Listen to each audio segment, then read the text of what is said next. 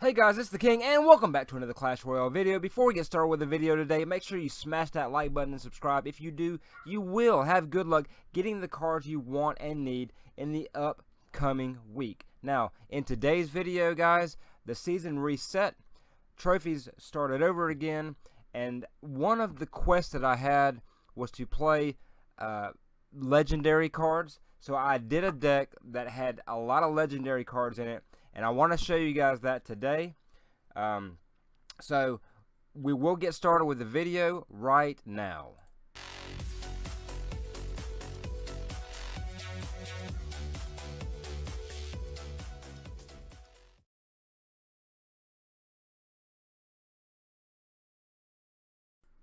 Alright guys, what I'm going to show you right now is the deck that I was using when I did this here, right here.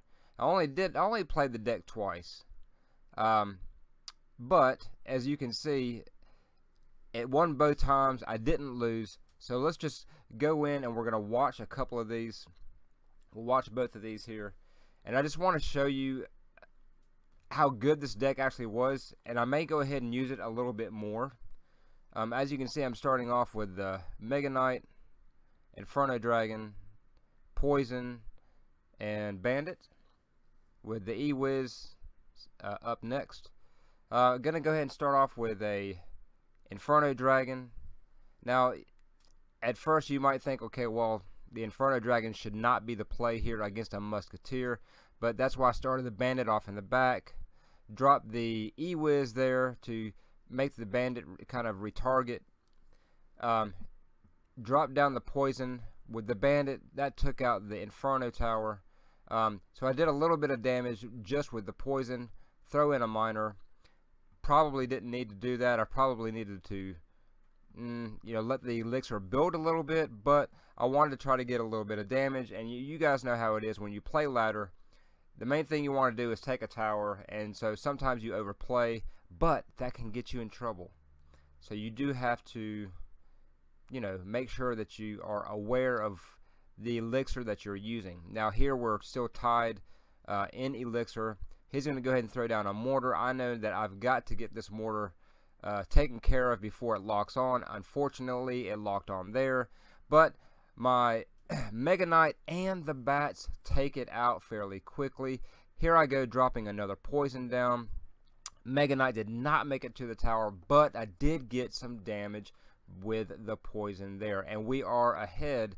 And so you can see very easily here in this matchup, all I've got to do is keep doing the same thing and just chip away, chip away, chip away, because as you can see, if I continue to do it the way I'm doing, we will win the game. Now you can see here, what does he have? He has a Bomb Tower and an Inferno Tower in the same deck. Okay, he's also rocking the mortar, so maybe he is trying to do something to play buildings, and that's what you're going to get sometimes with these quests, guys.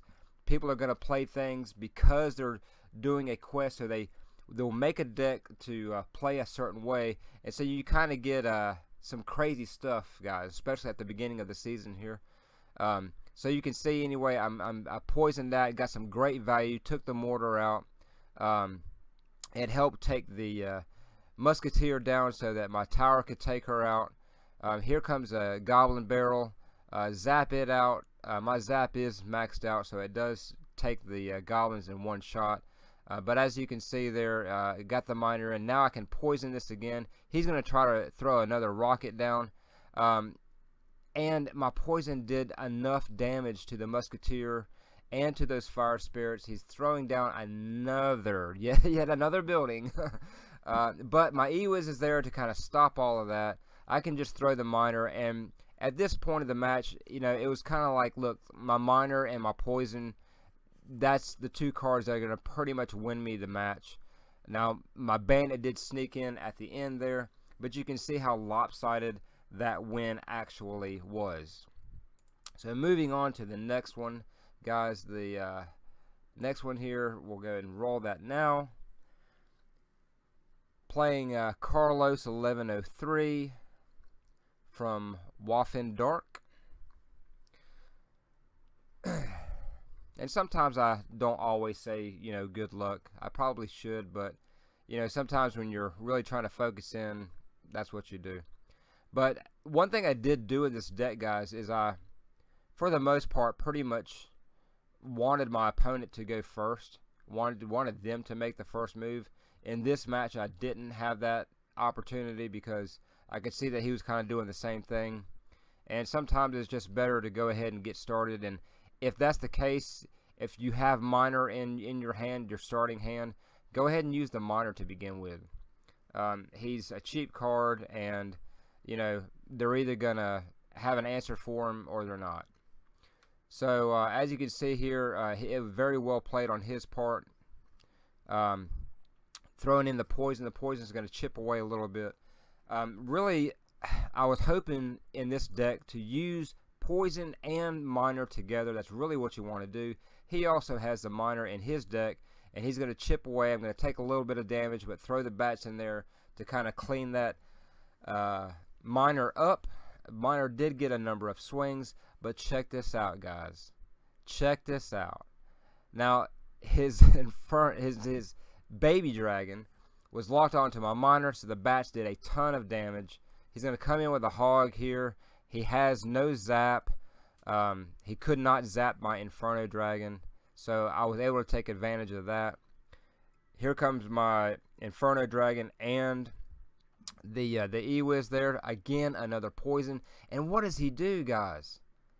He saw the poison go down, and he put his cannon right in the poison, so I got a lot of value out of that poison. Now I've got his right tower down to 708. I'm going to come back in with some bats that are definitely getting taken out this time by the baby dragon. But here's my bandit doing some dash damage to that Valkyrie. In the meantime, I was able to chip away a little bit more with my Miner. So you can kind of see, like in this deck, you know, I didn't play the Mega Knight a whole lot, really, to be honest with you. I would throw him in certain spots, and here he comes now. It's at the end of the match. I'm going to go ahead and do one last push, and that's really kind of with this deck here that I kind of realized is that, you know, the Mega Knight was one of those cards. It's kind of like when you played Golem in a certain deck, and you put the Golem in double elixir. That's kind of what you want to do with the Mega Knight. You kind of want to put the Mega Knight in when it's double elixir time, because he is 7 elixir, and you want to have enough elixir, guys, to do a really good push. But you don't want to leave yourself vulnerable by using and wasting a lot of elixir on one push, and you overcommit, and then you're in trouble because you have nothing to defend with. So this is the deck, guys, right here. I'll go ahead and show you. I think I still have it saved in my deck slot. I think it was this one. Yes. So again, the Mega Knight, he's 7 elixir. A lot of people know how to deal with him now. You know, you don't want to waste him. You can use him on the hog. You can use him defensively. But as you can see in these two particular, you know, matches or battles, I really did not have to use him until later in the match. I mean, if you need to use him at the beginning, if that's what you want to do, you can. It depends on what they throw down. If they threw a Golem down, I probably would use him every day of the week, starting him off in the back of the tower, you know, and then you can add to him and add to your defense depending on what they throw down. Again, you know, look, you got some things that are zappable here, right? You got the bats, you got the Inferno Dragon. So, you know, you want to, with the bats, try to bait out the, excuse me, you want to try to bait out their zap, right, with the bats, so that when you use your Inferno Dragon, they cannot zap him. If they have a very fast cycle, maybe they can make it back to their zap, but highly unlikely. And then, of course, just use the Bandit, the Ewiz, the Miner. Miner Poison is obviously a great combo. You can use that, you know, if you get the chance. But again, like you saw, sometimes I was just using the Miner and the Poison separately, just to chip away, you know. You can use this whole deck as just a chip deck. Now, if you don't have these legendary cards, I mean, look at them. There's 1, 2, 3, 4, 5 legendaries in this deck. If you don't have these legendary cards, you can't play this deck, guys. I'm not going to sit here and tell you that there's a substitution for Miner, because honestly, there's not, and you guys know that. There is no substitution for Ewiz. There is no substitution for the Bandit. There is no substitution for Inferno Dragon. You know, for the mechanics of what the Mega Knight does, is there really a substitution for him? Not really.